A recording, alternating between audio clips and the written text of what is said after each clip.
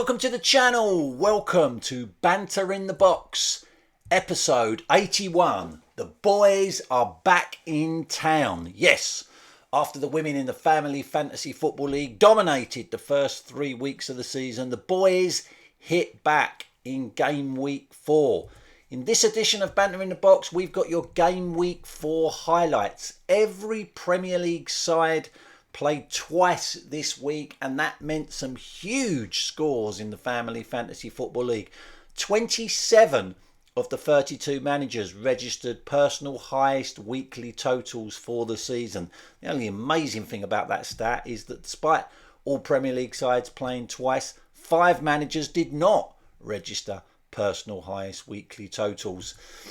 We've got your game week 4 winners and losers. 4 winners, 4 losers, and 1 manager of the season point goes to those winners. And if they had them, 1 manager of the season point is lost by those losers.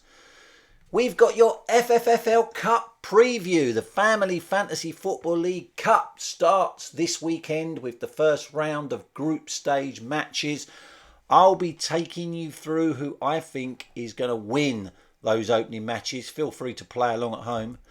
And we've got a manager of the season update. Did anyone get last week's question correct? I'll be revealing that later.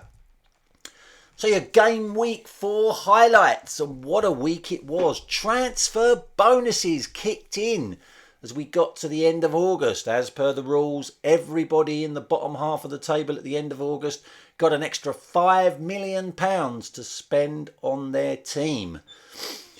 If you are unsure whether you qualified or not, on the league table tab of the weekly updates, you will see a column that indicates your transfer budget, so you can see how much you are allowed to spend in your team. And if you were in the bottom half of the table at the end of August, then your transfer budget would have gone up from £80 million to £85 million. And the first manager this season to make use of that extra money was none other than I've Got a Life Mops Hoxby. She spent some of her transfer bonus to increase her team's value to £81 million when she did a transfer. And for the first time this week, tactical gambits came into effect. There were none less than 10 transfers made this week by 4 managers.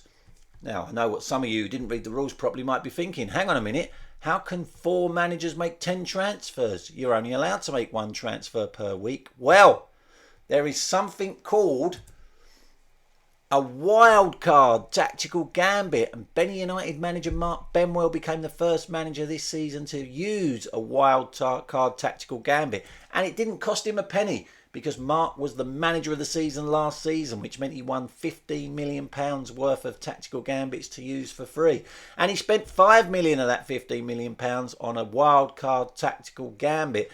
A wild card tactical gambit allows you to make multiple transfers in a single week without incurring any loss of points.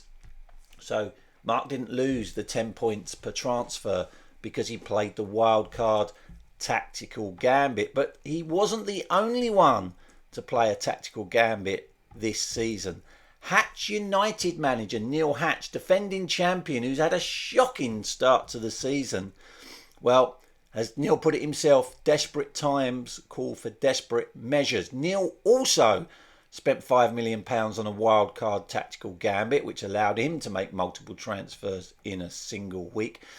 And he also became the first manager this season to use an Oi Is Mine tactical gambit. That cost him £5 million of his available budget, but it allowed him to bring in Erland Haaland, even though Haaland already belongs to a number of other Family Fantasy Football League sides. And not done with that, £5 million on a wildcard tactical gambit, £5 million on an Oi's Mine tactical gambit. He also spent £2 million on a Tommy Turncoat tactical gambit, which allowed him to change his nominated club from Liverpool, who Neil supports, to Manchester City.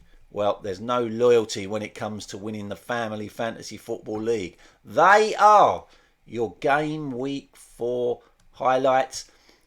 Details of the tactical gambits, as well as being in the rules that were issued at the start of the season, are also on the weekly updates that I send out. There's a tactical gambits tab which tells you the cost of the tactical gambits and what they do. Now, your game week 4 winners. Take a bow. Niall Ponsford, Bantonio Conte's Barmy Army. Debut season, and he's had an impressive start to the Family Fantasy Football League, and this week he went top of the table. Only 4 weeks into his Family Fantasy Football League career, and he's already top of the league. 1 manager of the season point to Niall. Take a bow also. Alexi Lagos, Greece Lightning manager. It has been a topsy-turvy season for Alexi, but he hit back this week, climbing 9 places to 12th with a personal highest weekly total, and going up 9 places made him the biggest climbers this week. Take a bow also, Sweet Foden Lines Tyler Bown. He climbed 5 places to 4th, and this is his 2nd season in the Family Fantasy Football League. He's never ever been as high as 4th in the table. And our final game week 4 winner, take a bow, the number 1 rated manager, Steve Holmes, manager of Arden Diamonds. Steve climbed a massive 8 places up to 2nd, which is the highest he's been since the 15th of April 2021. And he also set the highest weekly total of the season so far with a massive 128 points. 1 manager of the season point to all of those gentlemen. But your game week 4 losers, hide your head in shame. Coldplay United's Martin Maloney, someone else who's having a topsy-turvy season. Martin fell a massive 9 places down to 16th, which made him the biggest fallers this week. Hide your head in shame also. Hatch United manager Neil Hatch holds a number of Family Fantasy Football League records. Looks like he's going for another one. The worst ever defence of a Family Fantasy Football League title. He dropped another place this week down to 25th. And in all Neil's time in the Family Fantasy Football League, a couple of decades worth of seasons, he's never been as low as 25th in the league table. Hide your head in shame also. I've got a live manager, Mops Hoxby. She fell 2 places to 31st in the table. Mum has been in the Family Fantasy Football League for 28 years. She's never ever been as low as 2nd from bottom in the table. And hide your head in shame, never the boys manager, Jack Hoxby. Fell back down to the foot of the table this week, and he was the lowest scorers this week with just 29 points. Where they had them, they lose 1 manager of the season point. Now, as I said earlier, the FFFL Cup first round group stage starts this weekend. Here are the fixtures, and I'm going to give you what I think the result of those games is going to be. So feel free to play along at home. Let's see how many we get right. In Group A, Poppy's players face Arden Diamonds. Arden Diamonds are in red hot form. They're going to win that comfortably. And Pez United take on Never the Boys. And given Never the Boys' shocking start to the season, I can't see anything other than a Pez United win there. In Group B, debut manager Dial Square FC takes on Legends 23. 2 managers in the bottom half of the table, but I think the debutants, Dial Square, are going to win that one. And I've Got a Life take on Juan Veron FC. Juan Veron went all the way to the final last year in his debut season, and I think he's going to beat I've Got a Life in that one. In Group C, Thames Ironworks FC, having a season to forget, take on high-flying Foxborough Foxes. I can't see anything other than a Foxborough Foxes win there. And debut manager Abs FC is taking on Ted and Sam Juniors, another FFFL veteran who's having a woeful season. And I think the debutants Abs FC are going to win that one. Group D, Ostrich Bar Stewards are taking on Norfolk and Chance FC. Norfolk and Chance FC are struggling down the bottom of the table. Ostrich Bar Stewards to win that one for me. And Better Than the Diamonds are taking on No Happy Endings. Better Than the Diamonds are going to win that one. In Group E, Greece Lightning are taking on Sweet Foden Line FC. Both managers having an upturn in form this week. I think Sweet Foden Line FC will edge that one. And Bantonio Conte's Barmy Army, top of the table, take on defending league champions Hatch United. I think this is going to be a bit of a shock by current standards. I think Hatch United are going to win that one as Neil starts to turn his season around. Group F sees Coldplay United take on Napoli. A couple of mid-table obscurity hunters here.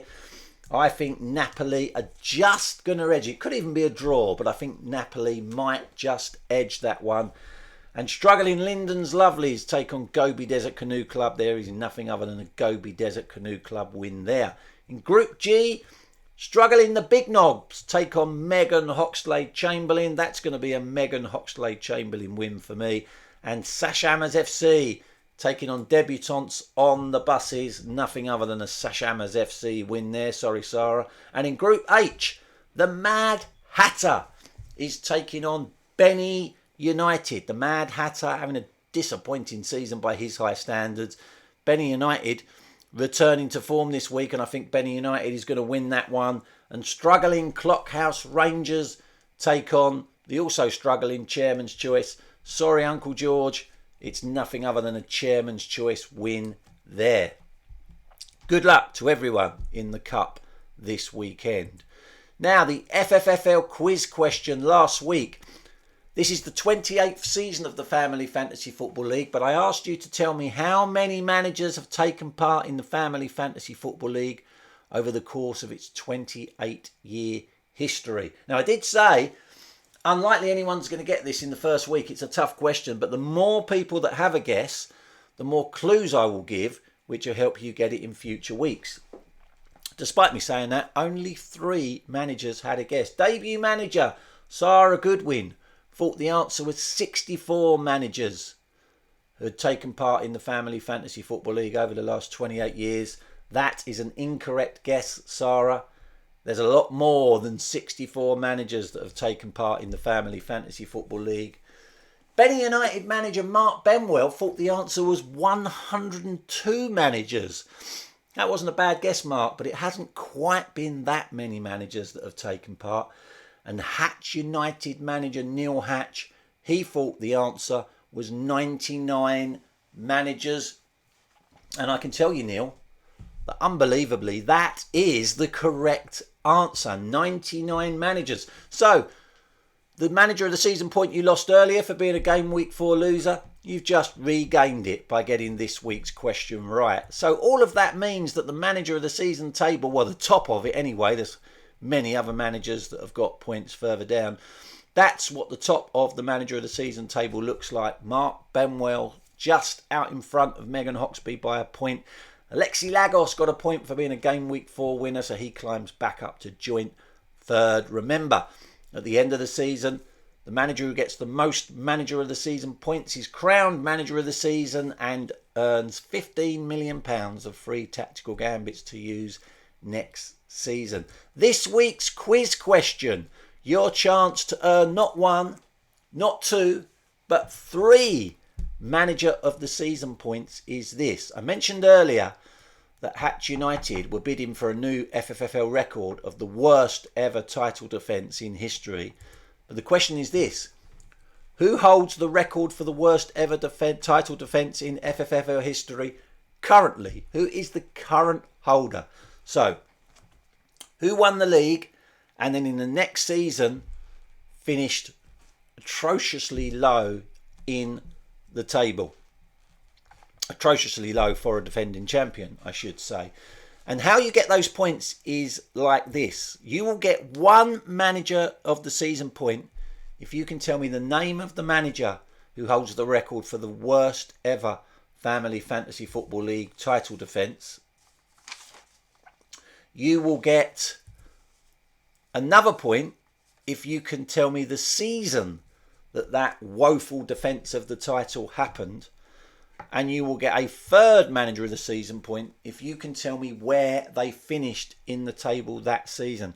But you can't get the 2nd and 3rd points without giving me the 1st point. So if you get the manager, you'll get a point. And if the only bit people get right is the name of the manager, they will earn that manager of the season point.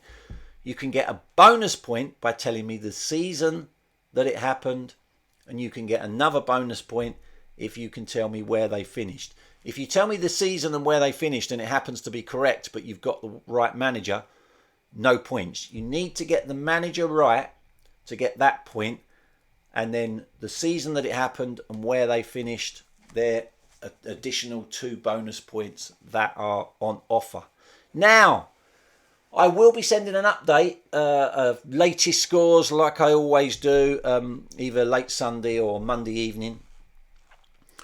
So you'll be able to see the cup results as well as where you are in the current table. But FFFL HQ is closing from Thursday to Sunday. So you won't get the game week 5 results until Monday week. And that's when the next Banter in the Box will be. Remember, only one guess per manager per week. So don't go too early. And I will be revealing whether anyone got that right or whether it's being rolled over or Monday week. Okay, well that's it for your Banter in the Box this week, guys. Have a good week. Take care. Bye-bye.